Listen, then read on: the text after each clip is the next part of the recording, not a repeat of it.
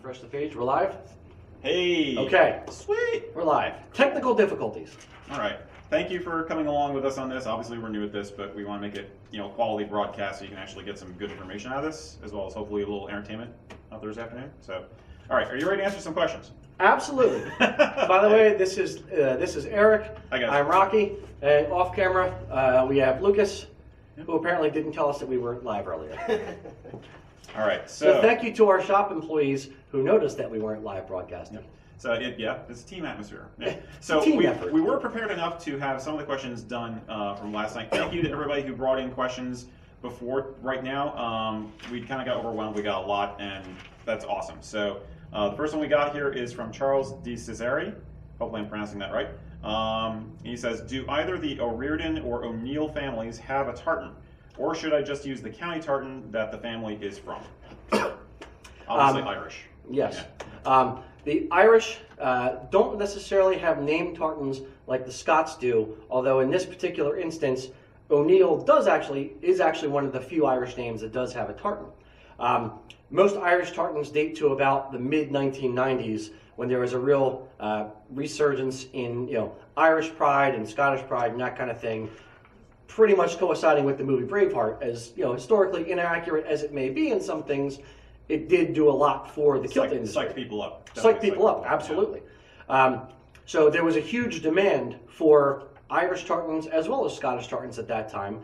The Scottish rental industry had a huge boom, and along with that, one of the Scottish mills, House of Edgar, designed the Irish county tartans, and there was a few other individuals and other mills doing a few different name tartans, but the House of Edgar actually did the Irish county tartans. They were designed in 1995 by a lady named Polly Wittering for House of Edgar, and those have kind of become the de facto Irish tartans for Irish people. Now, you started off with solid color, right? Did you mention that just now? Yes. Okay. Originally, the Irish kilt thing became a thing back in the early 1900s. Right. Started off with more solid colors, saffron, solid color blue, solid color green, with the surge in Irish pride back then and Irish independence. So that's kind of where the crux of the Irish kilt thing started, but it became a little bit more popular again in the 90s. Mm-hmm. I say we sell a lot of the universal Irish tartans. Just as many people, I think, want to go for the county tartans, which are gorgeous. They're really, I think House of Edgar really did a good job with those. Yeah. They've definitely stood the test of time.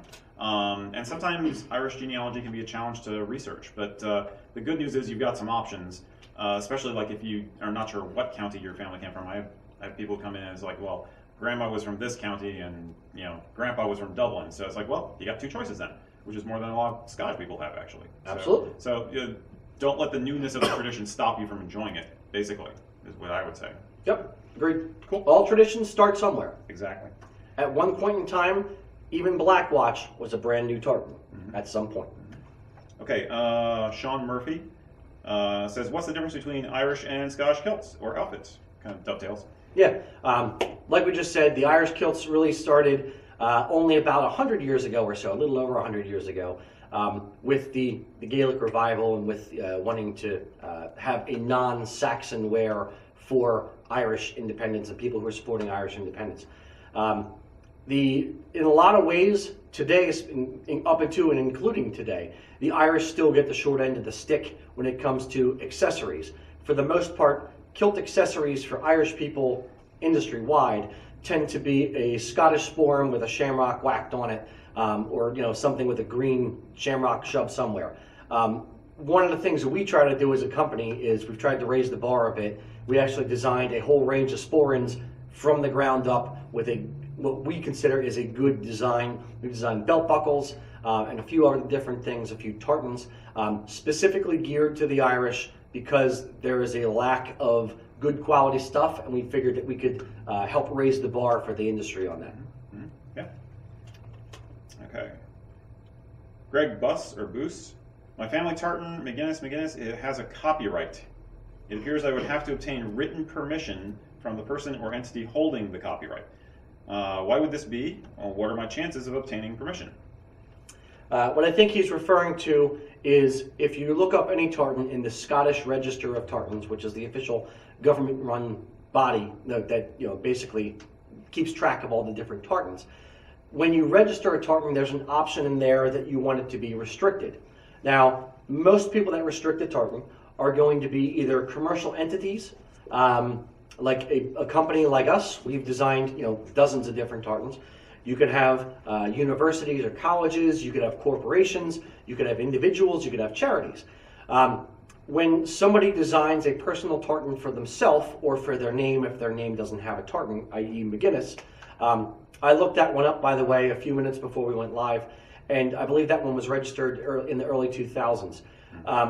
It was for an individual. Now, I'm kind of extrapolating a little bit and jumping into the guy's head, but I believe that the reason he wanted to make it restrict the tartan was because he didn't want anyone anywhere to be able to just weave it and sell it for a profit without it actually having anything to do with the McGinnis name.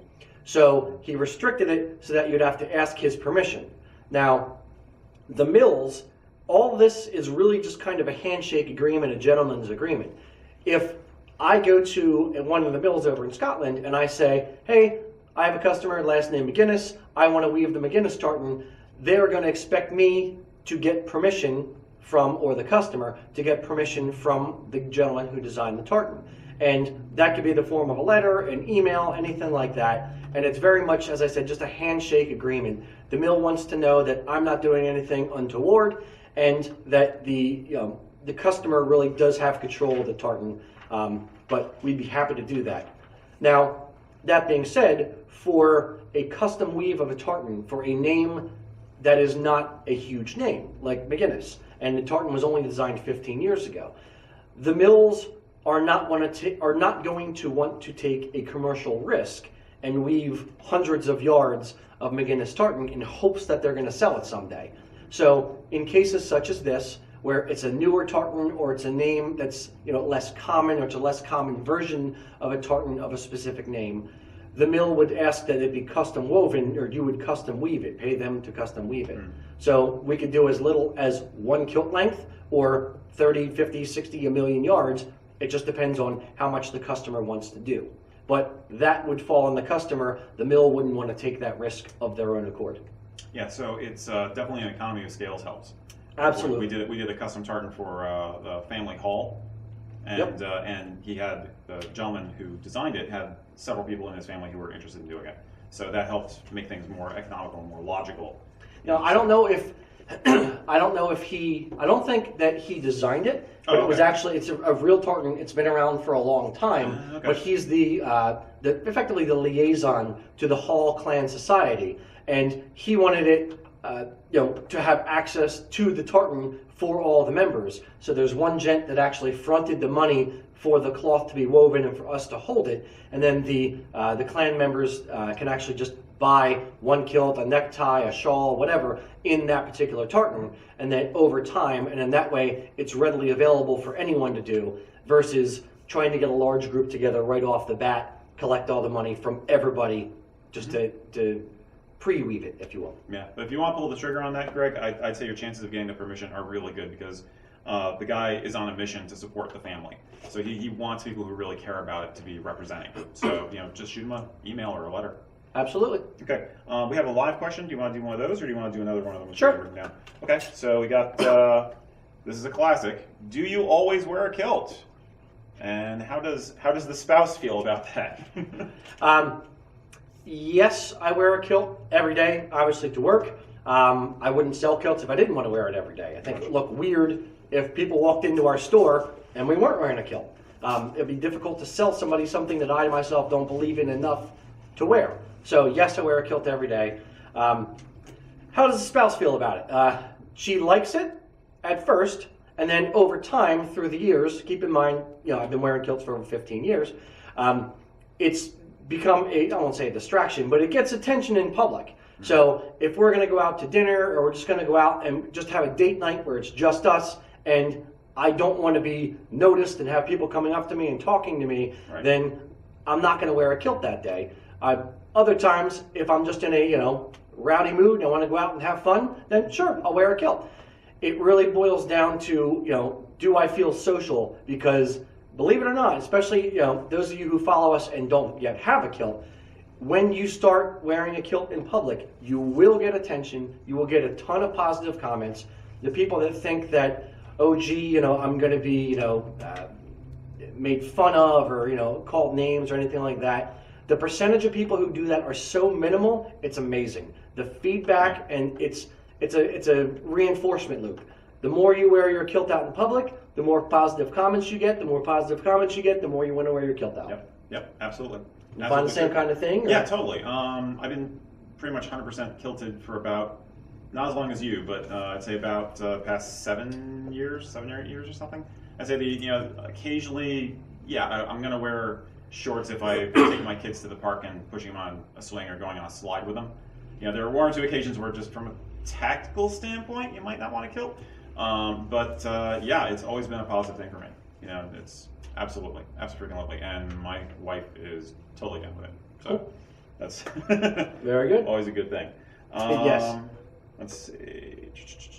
I want to dovetail a little bit here because we have a question that's been asked twice now about ironing a kilt at home and how you can do that effectively or safely. Obviously, here in the shop, we have very, very large vacuum ironing tables and industrial mini boiler irons. If you're going to iron your kilt at home, hopefully your ironing table is sturdy. If it's not, if the legs are kind of metal and weak, just lay it flat and put it on your bed, the ironing table itself on your bed. You want something firm to press against. Ideally, you want your ironing table to be as wide as possible. If you don't have an ironing table, if you have a large piece of plywood that is not painted and it doesn't have splinters, you want to make sure it's sanded well, you can use that. Basically, you're going to take your home iron, take either a bandana or a handkerchief or a clean handkerchief or something that you're going to use as a press cloth, and get a bucket of water. Take your bandana, dunk it in the bucket of water, wring it out real good, set up the kilt on the ironing table, and set up a section of pleats you're going to work with, about the size of your bandana. Lay them out as nice as you can, and then cover them with the wet bandana. The reason you're doing this is because the heat of the iron is going to, or has the potential to damage the actual fabric. So you want to make sure that your iron is on a wool setting, which is generally in the middle of the dial. It's going to be one of the lower steam settings. You don't want to set it real high to like a linen setting. That's going to be too much, and it's going to scorch your fabric and leave a shiny mark on it. But anyway, you take the iron and you press it on top of the press cloth, which has the pleats underneath it, and use that. And you're going to hold pressure on it for 5, 6, 7 seconds, whatever's going to work for you. Take off the iron, take off the press cloth, and see how the pleats are laying. Make sure you didn't monkey any of them up at all. And just kind of move the kilt and then work on the next section. But you're going to work on it in sections. Now, the one tip I'll also give you is home irons aren't necessarily super high grade, and they may malfunction or may be miscalibrated. When you are going to iron your kilt, start by ironing the back side of the under apron or the under apron, an area that's not going to be visible. Don't take a steaming hot iron and put it on the front of your kilt and be left with a big brown iron mark right as your front apron. Yes, absolutely iron on the back side of the under apron or somewhere where it's not going to be visible if something goes wrong. Cool. I don't think it's for the faint of heart. I definitely advise practicing. I mean, iron some other clothes first, maybe. Yeah, don't jump right. Yeah, your ironing experience. Don't jump right into trying kilts. Be careful if you do it. Right. I think we have a number of people who are watching who are either first timers or don't have a kilt yet. So I want to answer this question that just came in because it's going to help a lot of the newer guys out there. And then I think we should jump to the weapons because we did have a question about weapons. But this is a really good question we get a lot. What is the largest size of kilt that we offer or that we make? And I know how I would answer it, but I want to hear what you guys say. What size you got? It doesn't matter. Yeah. We make everything custom here in-house. If you've been following us for a while on Facebook, you've seen our 3D tour that we just did of our store and of our production area. We do everything in-house. Yep. It's all mathematics. We have all the fabric here. We have tape measures here. As long as I can, use a tape measure, I can make it. It's not that big of a deal. Yep. And that's only because we do custom clothing. A lot of manufacturers that don't do custom stop at 54 or 56 or whatever. I think the largest kilt we've made is a 78 in the waist. Yeah. So Yeah. we can happily fit the plus size gent. It's not a problem. We do it every day. And on the other end of the scale, we've made kilts for preemies. I mean, literally, that big. Yeah. Basically, now there is some cost that changes. Obviously, if there's more fabric involved, you're going to pay a bit more. But yeah, I mean, my favorite big customer I've ever had was that guy remember the guy who was the strongest man in the world competition guy? Mm-hmm. Yep. That he had the duck coming in the door to the shop, basically, but we fit him. Our rule of thumb is you don't leave this store or leave our website, or order from our website without looking good. If you don't look good, we don't look good. We're going to make sure you look good no matter what. You are our liaisons to the world. If you don't look good, people are going to come up to you and say, where'd you get that kilt? And you're going to say USA Kilts, or they're going to say, okay, I'm not going to go there. So as long as you look good, we want the opposite. We want you guys to look good, so that it's an encouragement for other people. You are the liaisons to the world of Highland wear in your community in that moment. Yep. So we want you to look good. It pays us to make you look good. Yep. Okay. So where was it? All right. Chris Spreen had asked us, I have a basket hilt sword, and I want to wear it with my kilt. Can you cover how best to do this, and when is it appropriate? Lucas is our weapons enthusiast, so I'm going to actually defer to Lucas on this and let him kind of take it away for a minute. Hey Chris, I brought my basket hilt sword in to show you. A lot of them that you'll see have the 2 rings on the side. So if you have a frog or a piece of leather you can run through, of course you'll need a kilt belt. You can carry it comfortably. Now wearing it, of course you see a lot of folks at the Renaissance Fair who are wearing different kilts, and they're wearing dirks, they're wearing axes, they're wearing swords, all kinds of different things. My question is always, do you want to carry that around with you all day? And you want to be really careful, because some of these fairs and some of the Highland Games have different policies on what you can and what you can't carry. So you don't want to show up after waiting in line with your ticket and then have to run back to the car to ditch your gear. And I think in your profile picture, you were playing some pipes. So if you're a piper, there are definitely opportunities to wear a sword. If you're, for instance, being hired to play for Brigadoon, they want you to dress up. They want you to look as Highland as possible. So wear your sword, wear a whole bunch of different things, and they'll love it. Now, there's other times like a wedding where you may really not want to wear it. Of course, if you're just dressing up normally in a kilt and you're not a piper, probably not, a sword is not something you want to bring to the wedding. It's just going to get in the way and be a little bit distracting. Mm-hmm. That being said, if you're going to a formal military dinner and that's something that's going to be expected and people are going to get a kick out of it, then go for it. But test the waters a little bit, because you don't want to show up and have to carry this big piece of metal around with you for the rest of the night. Some other options I have over here. He came prepared. I did. That's Scottish. Yeah, most of you are probably familiar with the Dirk, and this is easy because this can just hang right off the belt. You can take this with you everywhere. Same sort of thing will apply. If you're going to a Highland Games or something like that, you probably want to check to make sure that you're not going to be the only one wearing one if they're not smiling upon weapons being brought in through the gates. So you want to look out for that. And of course, the most subtle Scottish weapon, the sgian dubh, which is going to go in your sock. Like so. You guys see that? You can see that. Okay. There you Yeah, go. there you go. And that's going to go on the side of your dominant hand most often. So that's Scottish weapons in a nutshell. There's a lot more to say, but I'll let you guys get back to your other list of questions there. Thanks. Yep. Thanks, Lucas. Mm-hmm. And Mac just delivered off camera. This just in. Kelly, my wife, my loving wife, just informed him to inform me that you should never iron on plywood. So it kind of makes sense because there's actually glue holding the layers together. I didn't necessarily think about that. We used to use a large sheet of melamine, 3/4 inch melamine that we used to iron on in the shop before we had the vacuum ironing tables. But ultimately, really the best thing to do would be use your ironing table flat, put it on your bed, and use that. Cool. Sorry, hon. Okay, so this kind of dovetails with the question about the weapons. Is Steve Campbell is asking? I've heard that kilt belts aren't always appropriate to wear. When should you wear a kilt belt? The Highland belt was originally the big monster that it is because it was carrying all that hardware, your sporran and your weapons and everything. Because you're armed to the teeth. Nowadays, it's mostly a fashion thing, but there are definitely times when you do or don't wear it, right? Sure. There's no. People are going to disagree with this probably, but there's no necessarily hard rules when you're not allowed to wear one. There's more conventions that you follow or don't follow. It's kind of up to you, but there's times where traditionally you don't really wear it. Two come to mind. When you're wearing a vest, the points on the bottom of the vest cover 80 or 90% of your buckle, and you don't really see much of it anyway. So a lot of times when you're wearing a vest, whether it's Argyle or a Prince Charlie vest, you tend not to need to wear a belt.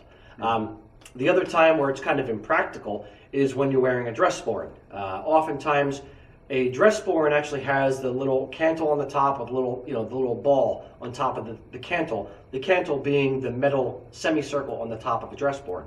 Now, Can you grab us a dress sporran? when you wear a dress sporran, it literally sits right below your buckle. So when you sit down, the ball and the buckle, clang and scratch each other. So it could actually, like that. This is the ball on the top of the dress sporran that I'm referring to, and the buckle sits right over top of it, literally with about not even an inch most times of room between the two. So when you sit down, you bend, and they end up hitting each other and scratching up your buckle. And if you have a real nice buckle, you don't want to wreck it. Right. Okay, so. Okay, Rod Nem is asking, what's the best way to prevent wrinkling in the pleats of my kilt when I'm wearing it when I'm driving? I will happily tell you that. For that, I need a little bit of assistance here. Lucas, tell me.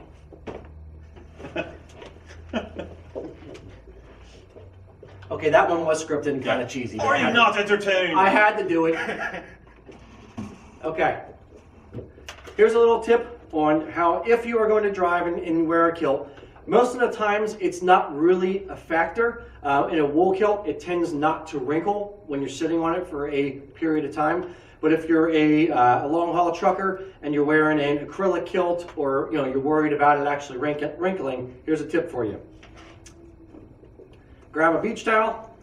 I have my handy dandy Insta-Kilt thing. Grab a beach towel right before you get in your vehicle and just wrap it around you, and then get in your car, turn sideways while having the beach towel on, and then just put it to the side. Done. Now your pleats stay in the same position that they were while you were standing. And then when you're done with your beach towel, or when you get out of the car, just stand up and leave the beach towel on your seat. And then when you get back into your car later on, your beach towel's there waiting for you. Cool. I happen to know a store where you can buy that exact beach towel. Product placement, oh no.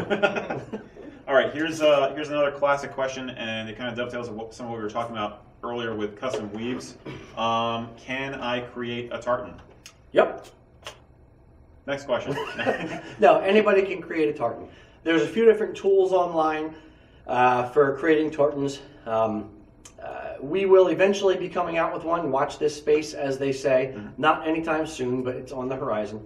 But yeah, you can create a tartan. Registering a tartan is not very difficult. You just go to the Scottish, I think it's scottishtartanregister.gov.uk, I believe is the website. And then they're going to ask you a bunch of questions. They're going to need to know the thread count. They're going to want to know the meaning behind the design.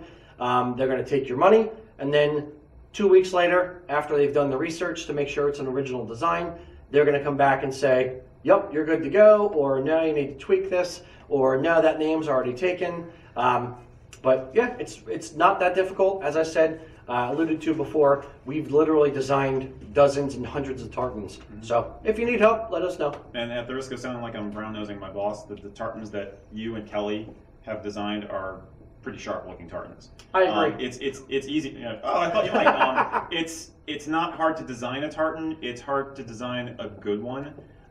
You've got to take into account the proportion of the colors and the thickness of the lines, so it doesn't look like a test pattern or just kind of a dog's breakfast of color. The other thing to keep in mind is, like you said, with the thread count is very important, and if you're using software, it'll help you with that. The registry also uses a form of heraldic speak because the Tartan Registry is an offshoot of the Offices of Heraldry of Lord Lyon in Scotland. So they have their own little code for how they write out your tartan. And once you see that done, that's kind of cool looking too. It really is, once you have it done, it is unique and it is there permanently. So it can be a really great tribute, even if you don't get to wearing it someday. It's a cool thing to do, for sure.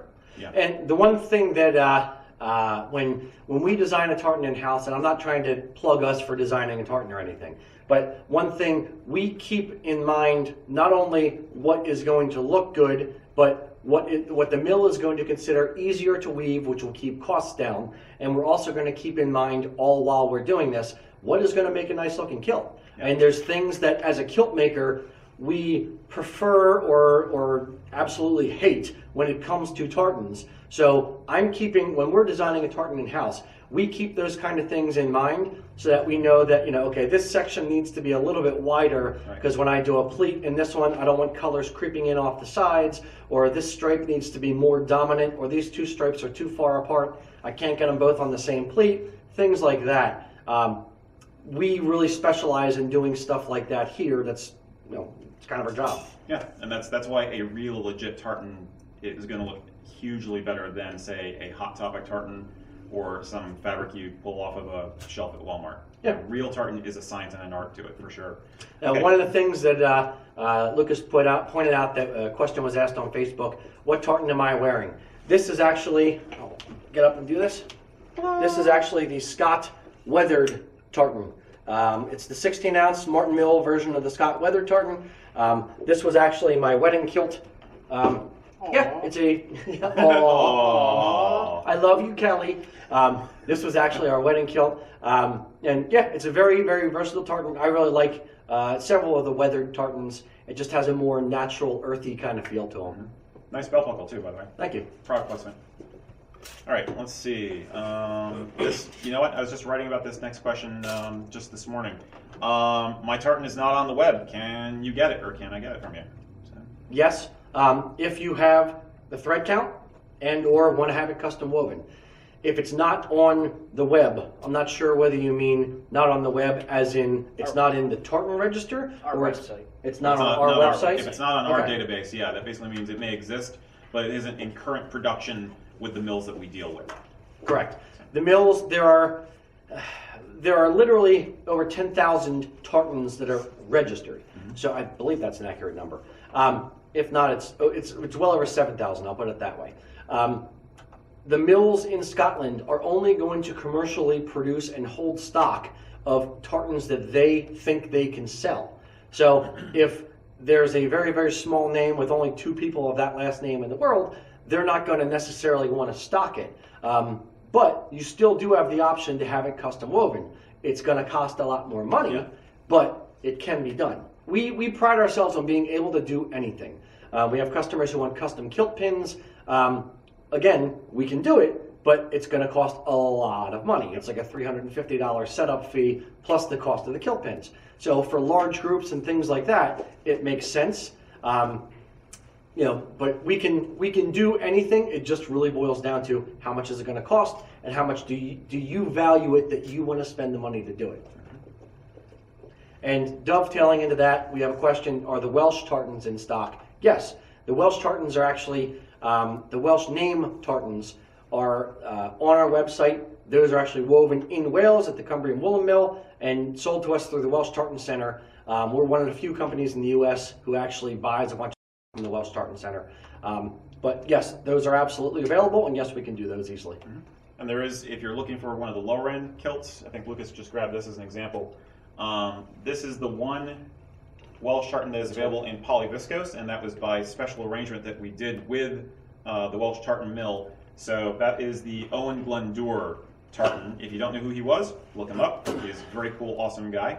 And that you can get in a casual or a semi-trad kilt. The other Welsh tartans, pretty much right now at least, are wool only. So you'll be looking at a 5-yard or an 8-yard kilt for those. But they're all available, and we keep hoping that they'll expand more because it's a really cool tradition. And again, it's new, but the guys who are into it are going after it with a lot of passion. So go for it if you're Welsh. Every tradition has to start somewhere. Okay, I wanted to get to this one because we deal with this question a lot in the shop when we're advising people, and you think it's a simple answer, but basically, Marcelo, I hope I'm getting that right, is asking, why are we not supposed to wear white kilt hose? Okay, dovetailing on what I just said a minute ago, it's not really that you're. Some people will say you're not supposed to. Other people will say no, it's fine. It really comes down to the age of the tradition. In the early 1980s, bagpipe bands started wearing white kilt hose. And at that time, most people were just wearing colored hose, standard colored hose, black, love it blue, love it green, whatever. And then the bagpipe band started wearing white hose. And generally, as go the bagpipe bands, so follows the industry, at least after a few years. Now, so in the early to mid 90s, the rental companies started carrying white hose as they started experiencing the boom. And after Braveheart came out, every Scottish guy wanted to get married in a kilt. So if you're a rental company, your question is, okay, these guys are going to have to buy their socks. So what color socks will go with any tartan and are going to be the cheapest that we can produce? And that's cream hose. So over time, those guys are getting married and they're all wearing formal, Prince Charlie's and formal wear with white hose. So that's what they grew up knowing. And okay, well, white hose means formal. So people started wearing the cream hose or the white hose, and it kind of became a little bit of a de facto, formal hose wear. However, the traditionalists at that time would say, no, you don't wear white hose. What are you doing? You're supposed to wear colored hose. How dare you? For myself, I don't really wear cream hose or white hose, and it's more a matter of the optics. When you're wearing an outfit, you have basically, if you have white on the bottom and a dark color on top, it generally doesn't look as good. What I will do is, my general rule of thumb, what I tell people here in the shop, and the guys tell people here in the shop, is generally wear a color of kilt hose that either tones well with the tartan that you're wearing. So if your tartan has gray in it, we can wear charcoal hose or gray hose. If it has green, wear green hose, just so it tones well, so it doesn't look like you got dressed in the dark. Right. And then, or the other option is, if you're wearing a tweed jacket and vest, match your hose to the jacket and vest so you're balanced top and bottom with the kilt in the middle. Yep. Yeah. And since a lot of the rental companies are still using cream hose, you don't want to look like you rented the outfit when you spent a lot of time, effort, and money to get into your own kilted outfit. So yeah, and I'll say I don't cream hose or anything like that on the bottom of my legs just is an invitation for dirt and mud stains. I mean, if you're having I can't imagine somebody having like an outdoor wedding and wearing cream hose. That's just like an invitation for a bad photograph to me. But that kind of reminds me of that some people think that for a formal occasion you have to wear a dress tartan. That's a myth too, right? Correct. And in fact there are only a few dress tartans in existence. Is that true? I wouldn't say a few. There's dozens, but dress tartans, generally speaking, not specific, have a lot of white in them. Like dress Mackenzie, dress McDonald, dress Campbell, dress Stewart are mostly white or a good amount of white in them. Not just a little stripe, but a block of white. Now there are other tartans that are going to be dress tartans, like McLeod dress is yellow and black, but it's the bright tartan versus McLeod hunting, which is a darker, the bottle green, navy black tartan. Okay. But there's no reason you just think like, oh, I'm having a formal wedding, I have to have a dress tartan. No. Okay. And taking it to the other extreme, you don't have to wear a modern tartan or an ancient tartan for a wedding. As I said, this is my, the Scott Weathered. This is the tartan that I wore in my wedding. It's all in how you accessorize it to how formal or casual you look. Yep. Don't be afraid of wearing a weathered tartan for your wedding. It can look very good. It's menswear, not a costume. Yep. Okay, this kind of dovetails too. Basically, what is the difference between a men's kilt and women's kilt? The easy short answer, a man wears a kilt to the knee, a woman wears a kilt above the knee or well below the knee. That's the short answer. Typically, the kilt is a man's garment, and it's most masculine looking when it's worn to the knee. If you wear it well below the knee, it ends up looking like a kilted skirt. Right. If you wear it well above the knee, it kind of looks creepy. But that's a mini kilt length. Women in bagpipe bands wear men's kilts because it's a uniform and it's part of what the band is wearing. That being said, women, as far as fashion, are going to do what women are going to do, and no one is going to tell them that they can't wear a man's kilt to the knee. Most of all me. If they want to wear a man's kilt to the knee, have at it. Women wore jeans back when they weren't allowed to wear jeans. Women can wear a man's kilt to the knee if they want to wear a man's kilt to the knee. Yeah. It does look more masculine, but have at it. Yeah, basically, yeah, fashions change, and we'll have guys who occasionally want to do something different too. But if you want a traditional look, whether you're male or female, then you're going to follow traditional guidelines. Basically, Yeah. that's the timeless aspect of the garments that haven't changed in like 50 to 100 years. Yeah, and I'm going to give you a little asterisk disclaimer here. We are coming from a very traditional kind of slant. So will you see guys wearing utility kilts, 2 inches below their knee? Yes. It's just their style. That's their thing. There's nothing wrong with that. Our opinions here, for the most part, Eric's actually likes utility kilts and stuff as well, and so do I. I don't mind them. But our opinions lean more towards the traditional in the company gestalt. Yeah. Now there is a difference in the fabric also. Most women's traditional kilts will be made out of a lighter wool, but we more and more have women who they just want to make sure they get the exact look of the tartan they want. If you have any issues with wool, then you may want to stick with the lighter weight, the softer, more scarf-like texture of an 11 ounce, as opposed to 13 to 16 ounce wool, which is what most. A little men's kilts are made scratchier. of. Yeah. Women tend to shave their legs. Women shave their legs where men tend not to. So a 13 or 16 ounce wool can get kind of scratchy against softly shaven skin, which is why we don't suggest wearing kilt fabric up around your neck, especially if you're a guy, because it's very sensitive up here, where guys' legs are hairy and it doesn't really matter. Okay, so what about wearing a suit coat with a kilt? I may catch flack for this, but I'll just say, please don't do it. A suit coat, no matter how well fitting, is not going to look good with a kilt. Suit coats are cut roughly 8 inches below the bottom of the sleeve, so they come down much lower on your body than a kilt. Yeah, if you look at this, Or than a suit or a kilt a jacket. kilt jacket is a lot shorter. See, the bottom hem of the jacket is well above the end of the sleeve. Yes, and you'll see how the sleeve is actually 2 inches longer than the bottom of the jacket. A traditional suit jacket will come down about here. In the back, turn around for me, Lucas. Turn around. Yep. Please. In the back, a suit jacket will come down to about there. Yeah. So it's really not going to show off much of the pleats at all, whereas a kilt jacket is going to show off the entire back of the kilt.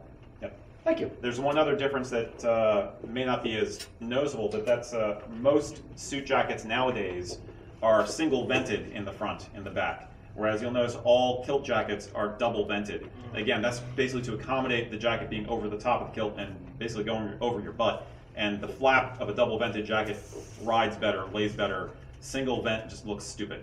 Yeah. So, it's a lot of people are tempted to take like a thrift store jacket or something that they had and get it altered by a tailor. It's really not recommended. It's going to look weird. The pocket placement will wind up being odd, and especially if it's single vented, it's just going to look. It just looks kind of goofy, kind of costumey. Bottom line is, no matter how well the jacket fits, if you wear it with a kilt, you're going to look like you put on your daddy's suit jacket and it just doesn't fit right. So, yeah, pretty much. Bottom line, just avoid it if you can. Frankly, I'll put it this way, if budget is a concern and that's why you're asking, I want to wear a suit jacket with it, is that okay? What I'd rather see you do is get an Argyle vest. Right. Whether it's from us or not, doesn't matter. Just wear a vest with a white shirt, button-up white shirt, and that will look better than a suit jacket with a kilt. Yeah, Or a tweed vest. Yeah, or a tweed Yeah. vest. Ta-da! There you go. Yep. Okay. How are we doing on time? Oh, we're doing all right. We're coming up on 4 o'clock. Cool. Okay. Well, we it started doesn't a end quarter after an hour. Yeah, it ends after an hour, I believe. So. Okay. Cool. All right. All right. So since we're talking about more formal dress, Neil Paget asked, "What are the proper types of shoes and socks as opposed to wearing ghillie brogues and hose? when dressing in your kilt when attending Highland games or pubs. So I guess like instead of formal, we're talking less formal now. Like what can you wear if you're not trying to dress up? I'll see how flexible I am. Oh. Sneakers and ankle socks. Really about... I'm not that flexible. Eric's not that I'm flexible. cheap. He's wearing a pair of boots. The combat boots. Patrol boots. Yep. Ultimately... Sorry about the stench. Form follows function. Make sure your footwear is appropriate for the location. The Scots are very intelligent people, and they would rather wear, the appropriate footwear for the situation. Mm-hmm. So if you're going to be, wading in a river, wear muck boots, wear, waders. Don't wear ghillie brogues. Right. If you're going to be marching around all day,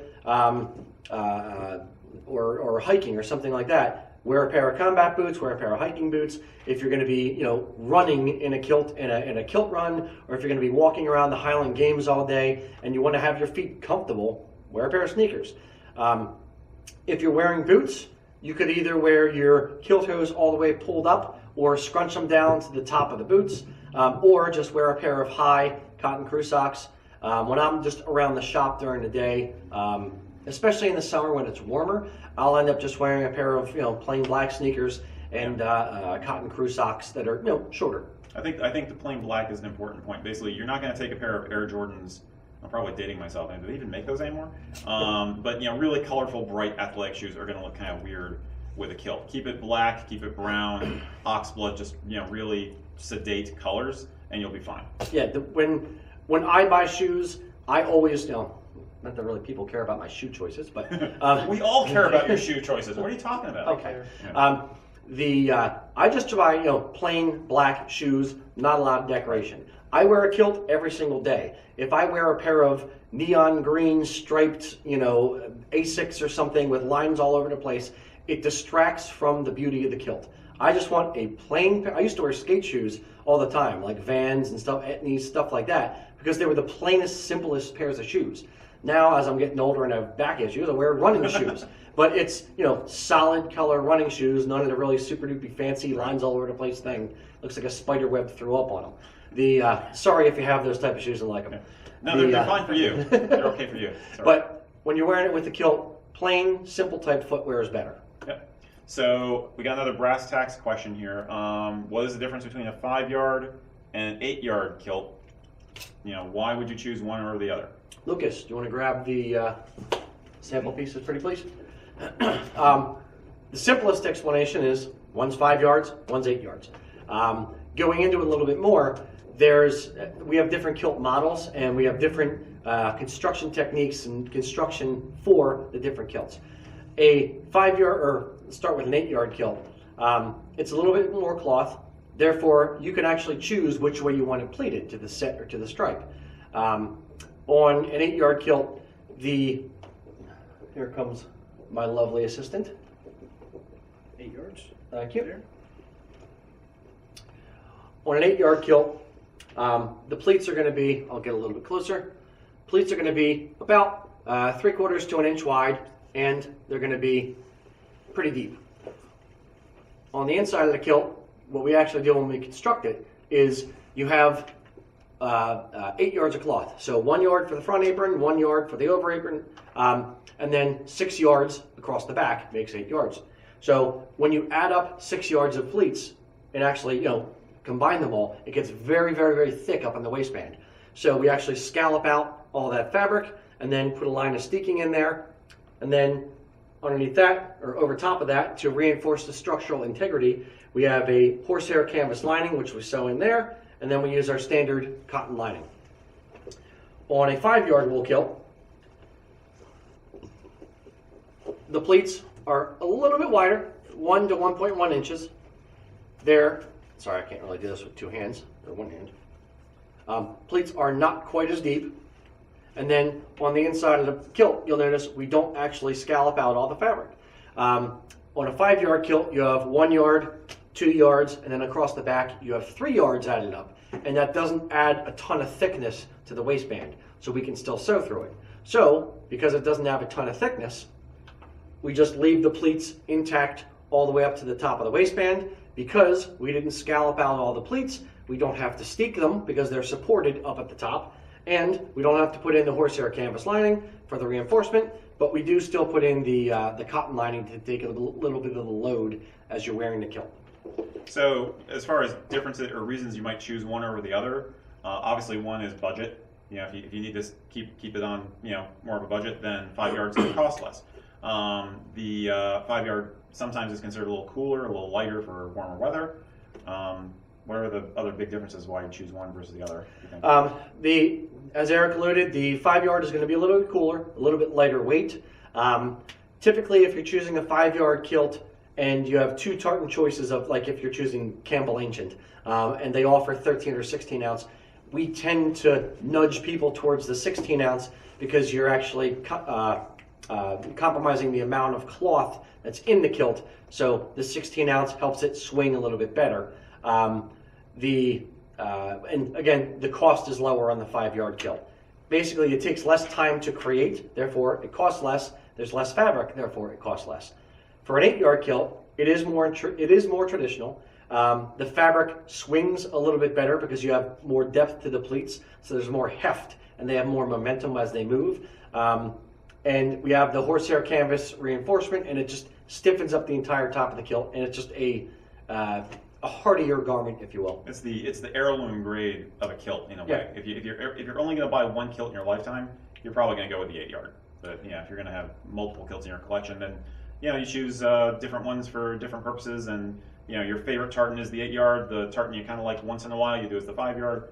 There's any number of ways to play it. We got about 10 minutes left, if I'm reading that right. So next question we got here just came in. Do you carry regimental weight tartan? Yes and no. We have I believe it's either 18 or 19 ounce House of Edgar stock supports. Yeah, can you grab that, please, Lucas? Yeah. Stock supports. I believe it's 6 or 8. Thank you, sir. Mm-hmm.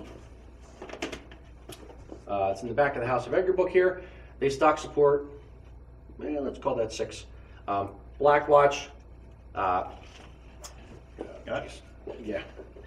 They have the Cameron, the Gordon, Mackenzie, several of the regimental tartans. It is what they call their regimental weight. I'm just trying to see. It doesn't list the actual weight of the cloth, but I believe, if memory serves, it's 19 ounce or 18 ounce or 19 ounce. It's a little bit spongier. It's a little bit softer appearance to it. We don't really make a lot of kilts out of that. I think I can count on one hand the number we've made in 15 years. It's not very popular, and it does cost a lot more money because they weave it less, and it's just a thicker cloth. But yeah, we can, out of those 6, yes, we can do one of those. Now, I'm not sure if I know the exact reason for the question, but just as an FYI that might be related, we do make kilts appropriate for 20th and late 19th century reenactment.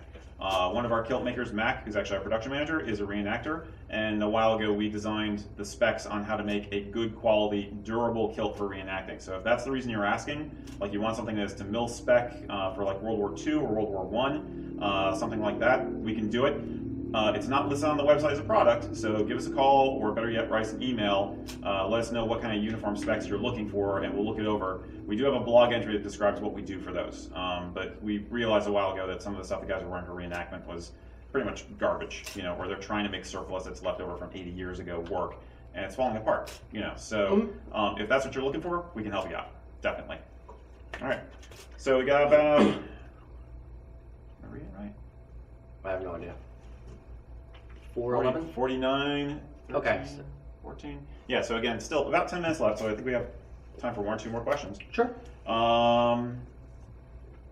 Here's a simple one. What's the difference between a sash and a fly blade? Fly blade is worn by men, a sash is worn by women. You will occasionally see a guy wearing a sash, and by sash I mean, a piece of fabric 12 inches, 10 inches wide by 90 inches long, crossed at the hip and goes across the opposite shoulder. That is generally for women. I would never recommend the guy wearing that. A man would wear a fly blade. Now, the fly blade is effectively a 45 to 50 inch square of fabric fringed around the edges and a box pleat sewn in one corner. You pull that through the left epaulet on the jacket, and you only really wear that for formal events. You do not have to wear. That's not a light mannequin either. No, they deserve it. This is a fly plate. Hangs down the back. It is only worn for formal events. You do not have to wear it to be formal, but if you are going to wear it, that's when you should wear it. Now, the little asterisk I'll give you about fly plaids and matching flashes. Always order them the same time as the kilt. The old saying, cut from the same bolt of cloth. That holds true. The fly plaid and the flashes, you want to be cut from the same bolt of cloth. You don't want to wear a fly plate in a different tartan, or even ideally you want it from the same run so that the colors are a dead-on match. If you wear something, if you have a kilt from 20 years ago, we can try to match the tartan as best we can, but it's not going to be a dead-on match. Cool. Now there are some guys who think the sash is a good way to make like a Ren Fair outfit look good. Renaissance fairs and LARPs, fantasy, things like that, do what you want to do. But if you want to look good out in the quote-unquote real world with a more formal event, this is what you do. And it's all mimicking how a great kilt might have looked if you were still wearing a great kilt, but it's not, all that bulky fabric wrapped around your body. Yeah. So if you do want to look good historically for a historical event or even a fantasy event, I would sooner see you do a great kilt than wear a sash with a modern kilt. Or a chieftain's vest. Yeah, chieftain's vest is a great option. Which was the mannequin behind me until Eric moved this guy in the way. Sorry.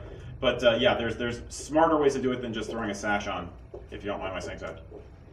Okay, more fashion tip questions. Mannequin, Lucas.